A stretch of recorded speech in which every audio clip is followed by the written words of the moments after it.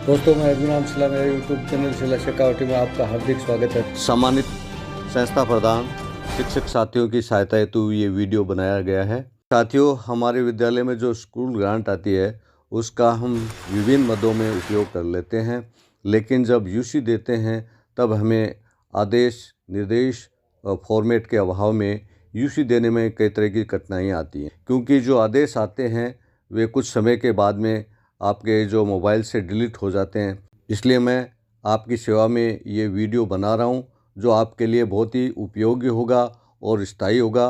तो देखिए मेरे वीडियो को। साथियों, हमारे विद्यालय में विभिन्न प्रकार की जो गतिविधियां हैं उनके लिए विभिन्न मद से और राशि जो आती है, स्कूल ग्रांट आती है, उसको हम किस तरह व्यय करें और उसके बिल कैसे बनाएं, उसकी यूसी कैसे बनाएं, संपूर्ण जानकारी मैं आपको बताने जा रहा हूं। तो सबसे पहले हम निपुण मेले के बारे में जानकारी जानेंगे। निपुण मेला है, उसका आयोजन नवंबर 2024 तक करना है और इस मेले की जो मेन थीम क्या है या मेले में जो मुख्य जो गतिविधियां क्या होंगी, तो इस मेले में 5 तरह की जो गतिविधियां हैं, जिसमें पहली जो है शारीरिक विकास आधारित गतिविधि, दूसरी है मानसिक बौद्धिक विकास आधारित गतिविधि, और तीसरी जो है वो सृजनात्मक विकास आधारित गतिविधि, और चौथी है भाषा विकास आधारित गतिविधि, और पांचवी है सामाजिक विकास आधारित गतिविधियां। तो ये जो गतिविधियां हैं इस मेले में होंगी। निपुण भारत मिशन में निपुण मेला का जो आयोजन किया जा रहा है, इसके अंतर्गत जो वित्तीय प्रावधान क्या होंगे, तो वित्तीय प्रावधान के बारे में आपको बताना चाहूंगा कि वित्तीय जो प्रावधान है वो चार जो हेड हैं उसके हिसाब से इनको क्लासिफाई किया गया है। पहला है शिक्षण अधिगम, सामग्री निर्माण हेतु आवश्यक सामग्री क्रय करना, जैसे रंगीन कागज, chart, colour, clay, picture chart इत्यादि। तो ये होगा 3,000 रुपये का। और उसके बाद में दूसरा होगा थीम आधारित स्टॉल निर्माण में सहयोगी विद्यार्थियों को और प्रोत्साहन सामग्री सामग्री जैसे पानी की बोतल, पेन, पेंसिल, लंच बॉक्स इत्यादि। अगर पुरस्कार की संख्या ज्यादा हो तो भामाशाहों का सहयोग लिया जा सकता है।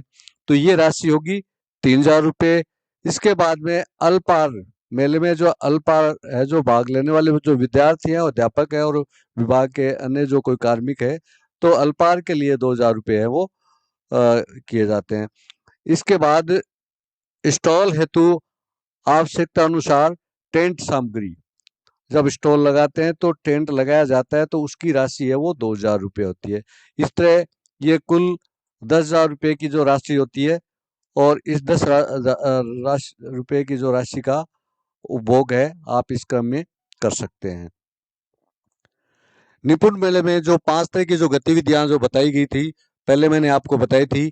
तो ये जो गतिविधियां हैं, पहली जो शारीरिक विकास आधारित जो गतिविधियां हैं उसमें निशाना लगाना, ब्लाइंडिंग, फोल्ड, म्यूजिक, चेयर, नींबू दौड़, लटकन, जलेबी, ये सारी जो गतिविधियां हैं वो शारीरिक विकास आधारित गतिविधियां। इसके अलावा जो मानसिक और ओब्लिक बौद्धिक विकास आधारित जो गतिविधियां होगी उसमें होगा देखो और बताओ, एबीएल किट आधारित पहेली, खेल, हल करो, ये सारी इसमें आएंगी।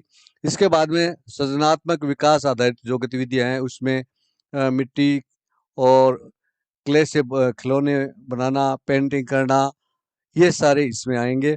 इसके बाद में भाषा विकास आधारित जो गतिविधियां उसमें कहानी सुनाना, कहानी बनाना, कविता सुनाना, ये सब इसमें। और इसके बाद में सामाजिक विकास आधारित जो गतिविधियां हैं उसमें फैमिली ट्रीज और रिश्ते नाते, पट्टिका मिलान करना, ये सब। तो इस तरह ये 5 जो गतिविधियां हैं वो इस निपुण मेला में होती हैं। अब मेले मेले में खर्च राशि का जो विवरण है मैंने आपको पहले बता दिया है। ये यहाँ पे आप देख रहे हैं आदेश की जो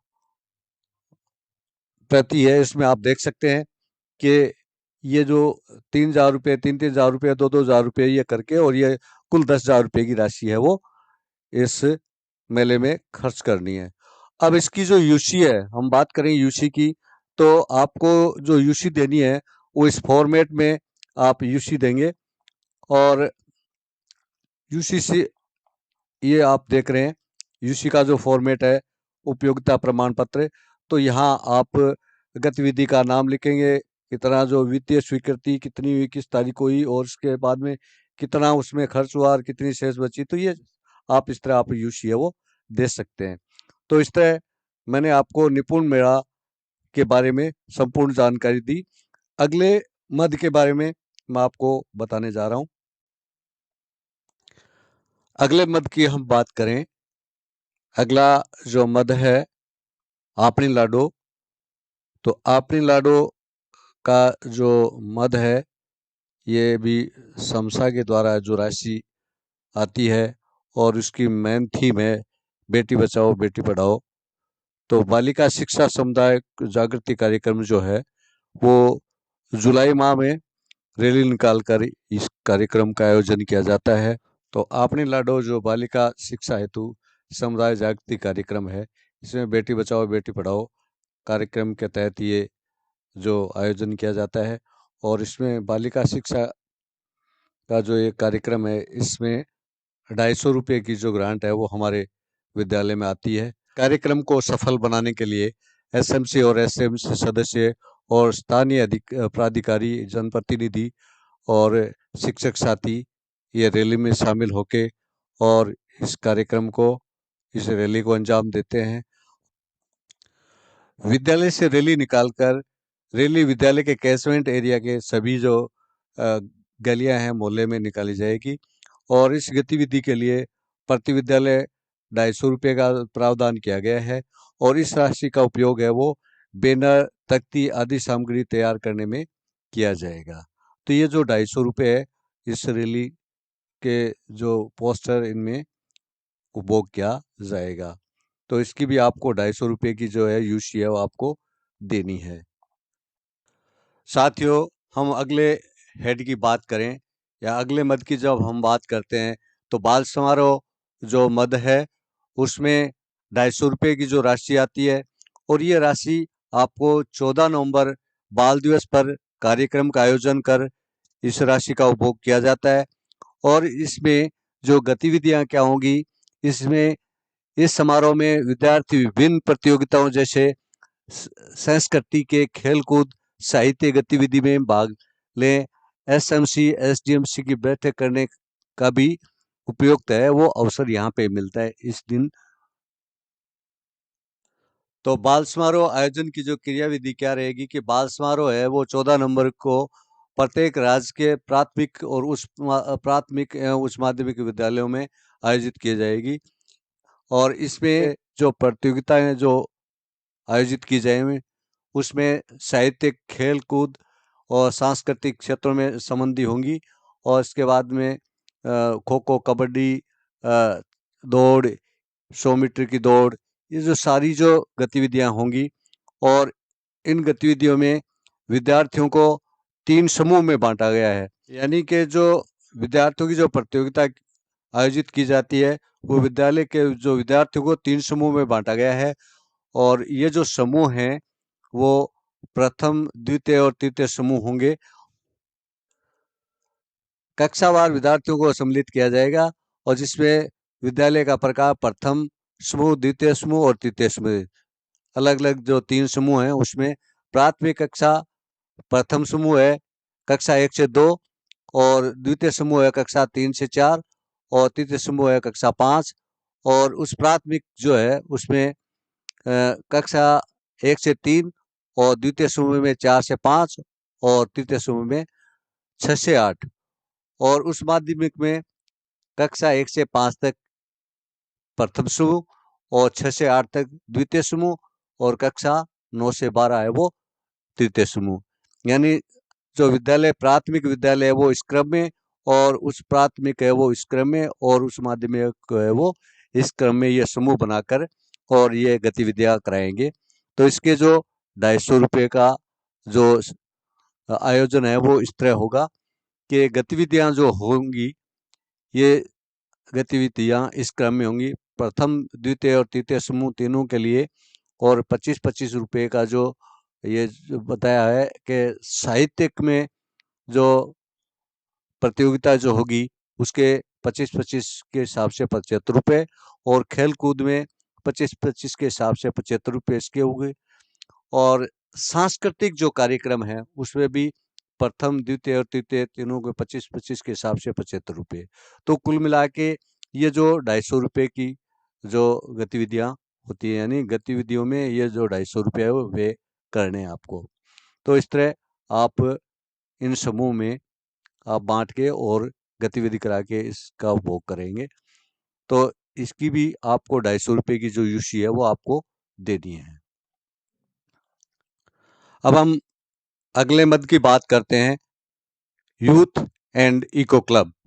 यूथ एंड इको क्लब में क्या होगा, पर्यावरण संरक्षण के लिए और जो इकोसिस्टम रिस्टोरेशन, इसके लिए ये जो गतिविधियां होंगी। इको क्लब के तहत बच्चों को अपने आसपास के पर्यावरण, जैविक विविधता, जलवायु, स्थानीय पारिस्थितिकी, पोषण, स्वास्थ्य, स्वच्छता के प्रति जागरूक संवेदनशील बनाने तथा पर्यावरण गतिविधियों व प्रोजेक्ट पर कार्य करने के लिए क्षमता प्रदान करने के उद्देश्य से प्रत्येक राज्य के विद्यालय में इको क्लब की स्थापना की गई है। यूथ एवं इको क्लब गठन की जो प्रक्रिया है वो क्या रहेगी कि प्रत्येक विद्यालय में यूथ एवं इको क्लब के तहत कक्षा 1 से 8 के विद्यार्थियों के लिए यूथ एवं इको क्लब के तहत 5 सदन हाउस बनाए जाएंगे। इनके जो नाम होंगे वो पृथ्वी और जल, वायु, आकाश एवं अग्नि होंगे। इसी प्रकार कक्षा 9 से 12 के लिए यूथ एवं इको क्लब के तहत 5 सदन वही होंगे, पृथ्वी, जल, वायु, आकाश एवं अग्नि। तो ये इसके जो यूथ एंड इको क्लब गठन की जो प्रक्रिया होगी।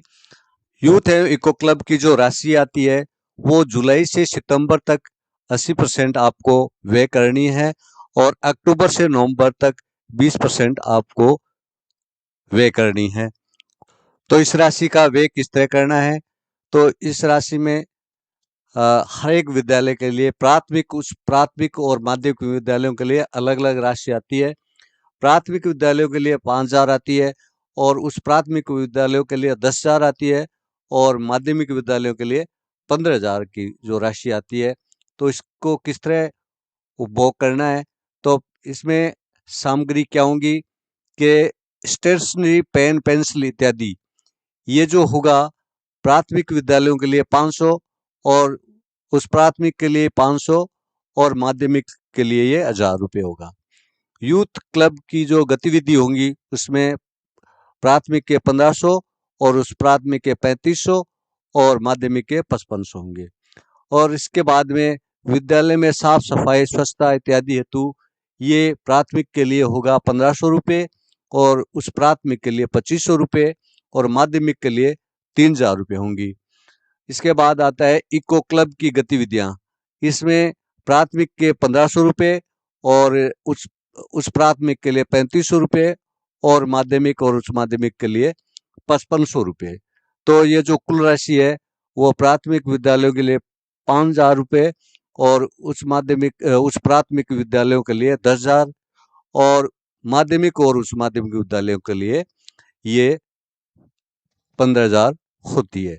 तो इस तरह ये जो राशि है आपको व्यय करनी है, और इसकी भी आपको यूसी, इसी क्रम में आपको यूसी देनी है। यूथ एंड इको क्लब की आप यूसी देंगे तो इस तरह आप इस फॉर्मेट में आप यूसी देंगे, उपयोगिता प्रमाण पत्र, और यहाँ पे आप अपना विद्यालय का नाम और कुल प्राप्त राशि, यूडाइस से दिनांक करें, इसके बाद में जितनी जो राशि प्राप्त हुई है आपने कितनी खर्च की है, और इसके बाद में शेष कितनी बची है, तो ये सारा विवरण आप लिखकर और यूसी देंगे। तो इस तरह यूथ एंड इको क्लब की जो ग्रांट है, स्कूल ग्रांट है, उसका उपभोग करके आप यूसी देंगे। तो साथियों, मैंने आपको 4 मदों के बारे में जो जानकारी दी है, और बाकी के मदों की जो जानकारी है मेरे अगले वीडियो में आपको देने वाला हूँ। यदि आप मेरे चैनल पे नए हैं तो वीडियो को लाइक करें, शेयर करें, सब्सक्राइब करें। बहुत बहुत धन्यवाद।